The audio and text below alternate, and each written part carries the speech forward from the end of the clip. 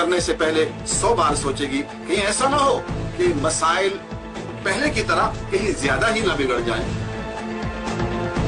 अगर मौलाना अजीज या किसी और ने कानून की खिलाफ वर्जी की तो मैं आपको यकीन दिलाता हूं कि इंशाल्लाह उसके खिलाफ कार्रवाई होगी। अगर आप लोगों को ये पसंद नहीं है तो गिरफ्तार कीजिए, शूट कर दीजिए, लेकिन ये जहन में आप अपने रखें कि हमारे अंदर कोई तब्दीली आएगी, ये भूल जाए। जो ये कहते हैं कि मौलाना अजीज के खिलाफ कार्रवाई की जाए,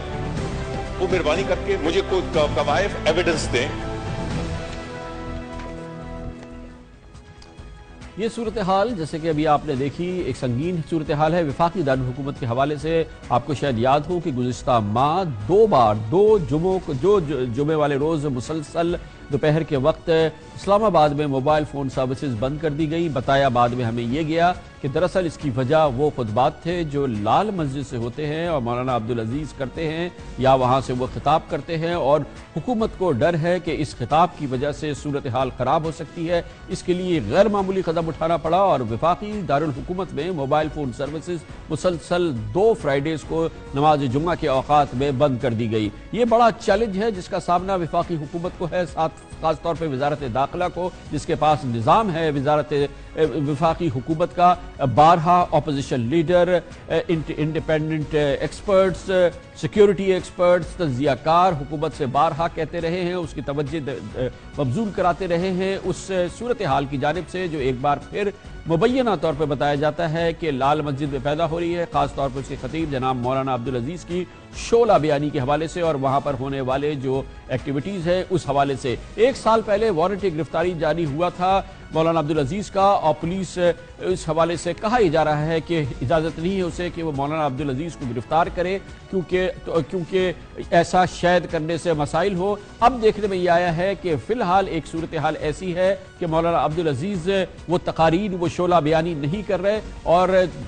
बल्कि 7 हफ्तों से उनका नमाज जुमा का खुतबा भी नहीं हुआ है, और दूसरी जानिब हुकूमत उनके करीब जाके और जो अवामी दबाव है उसके नतीजे में उनके खिलाफ कोई कार्रवाई करने से एहतराज कर रही है। असिस्टेंट कमिश्नर इस्लामाबाद कामरान चीमा और SSP सिटी अहमद इकबाल ने हमारी इत्तलात के मुताबिक 3 हफ्ते कबल मौलाना अब्दुल अजीज़ से गैर रस्मी मुलाकात की थी, और ज़राए कहते हैं कि सरकारी हुकाम ने वज़ीर दाखिला जनाब चौधरी निसार अली खान की जानिब से मौलाना को मुकदमात का सामना करने या फिर ताउन करने पर खामोश ताउन की यकीन दहानी कराई थी, और इत्तलात के मुताबिक शायद इस पूरी सूरत हाल के नज़दीक के नतीजे में एक माहिदा सा हो गया है जो कि हुकूमत और मौलाना अब्दुल अजीज़ के दरमियान है, जिसके नतीजे में शायद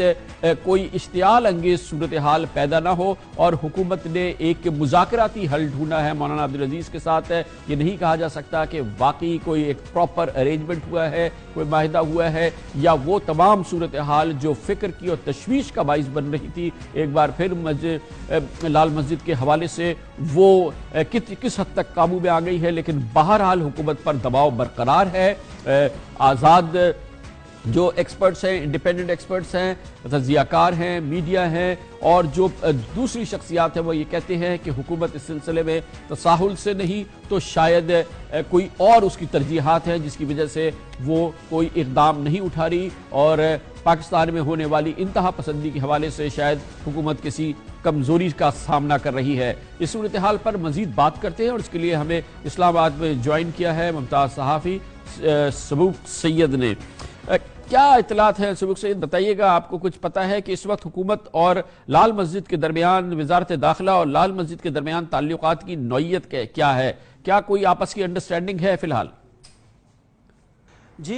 ये कहा जा सकता है कि मौलाना अब्दुल अजीज़ और हुकूमत के दरमियान एक खामोश मुआहिदा है, लेकिन उससे ज़्यादा इस बात को समझना ज़रूरी है कि सिविल सोसाइटी की जानिब से जो एक प्रेशर बिल्ड किया गया था लाल मस्जिद के बाहर एहतजाजी मुजाहरे करने के बाद, और खुसूसन जो FIR दर्ज की गई और फिर उन FIR को अरकान असम्बली तक पहुँचा दिया गया और एक बहुत बुलंद आवाज़ इसके बारे में पैदा की गई, तो उसके बाद शायद मौलाना अब्दुल अजीज़ खुद ये समझ चुके हैं कि अब सूरत हाल उस तरह की नहीं रही जिस तरह की 2007 में या उसके बाद होती थी, और शायद लाल मस्जिद के हवाले से लोगों की हमदर्दियाँ जो पहले बहुत ज़्यादा हुआ करती थी वो भी अब उतनी नहीं रही। तो ये सारी सूरत, और मैं एक और बात ही बताऊँ कि खुद मजहबी तबका जो है उसकी जानिब से भी लाल मस्जिद के साथ जो पहले हमदर्दियों का एक लेवल बहुत ज़्यादा बुलंद था वो अब उस तरह नहीं रहा।